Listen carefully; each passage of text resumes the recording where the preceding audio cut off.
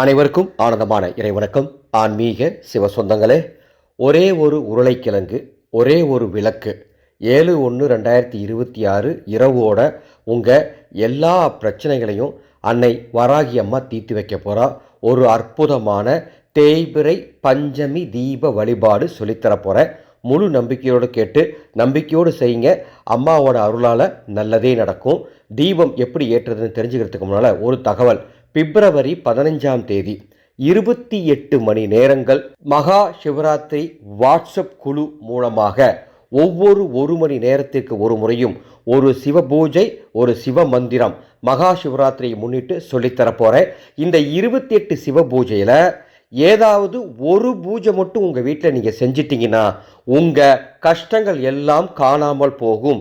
துன்பங்கள் எல்லாம் இருக்கும் இடம் தெரியாமல் போய்விடும். உங்கள் மோசமான தலையெழுத்து மாறும். ஈசனின் சிவ தரிசனம் உங்களுக்கு கிடைக்கும்.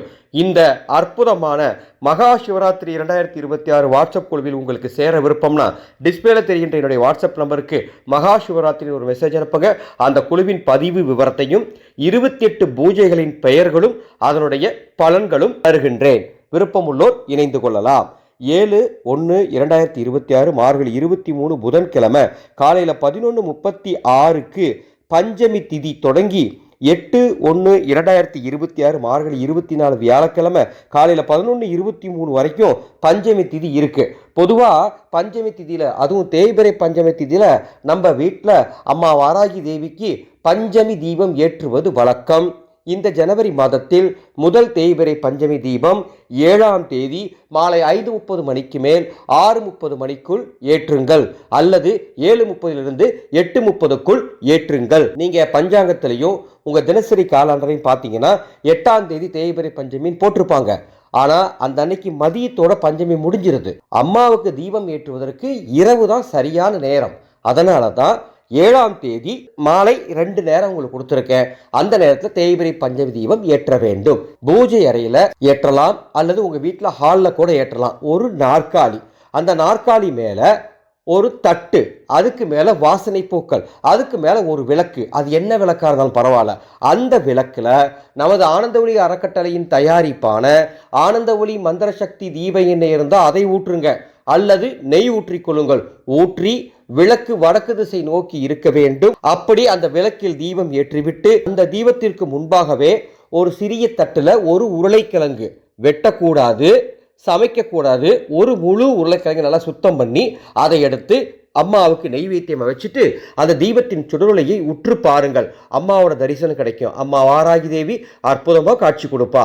அதை பார்த்துக்கிட்டே ஓம் நமோ வாராகி நமக அப்படிங்கிற இந்த மந்திரத்தை சொல்லி அம்மாவை தரிசனம் பண்ணுங்க. பண்ணிட்டு அந்த விளக்க 3 முறை வலம் வாங்க. 3 முறை வலம் வந்து அதன் பிறகு மீண்டும் அந்த விளக்கின் தீபத்தில் அம்மாவை தரிசனம் பார்த்துட்டு இந்த மந்திரத்தை சொல்லுங்க. மொத்தமாக இந்த மந்திரத்தை 11 முறை சொல்லிக்கோங்க. சொல்லிட்டு தூப தீபம் காட்டுங்க. வீடு முழுவதும் தூப தீபம் காட்டுங்க. அன்னையோட அருளால் உங்கள் கஷ்டமெல்லாம் இருக்கிற இடம் தெரியாமல் காணாமல் போகும். ஒரு அரை மணி நேரம் அல்லது 1 மணி நேரம் தீபம் ஏறிட்டும். அதன் பிறகு அந்த தீபத்தை எடுத்து குளிர் வச்சுட்டு அந்த உருளைக்கிழங்கை எடுத்து மறுநாள் அதை பிரசாதமாக தயார் பண்ணி வீட்டில் இருக்க அத்தனை பேருக்கு கொடுங்க. இல்லை அன்னைக்கே செஞ்சு தரதாதான் தாங்க, அது உங்கள் விருப்பம் தான். சரிங்களா?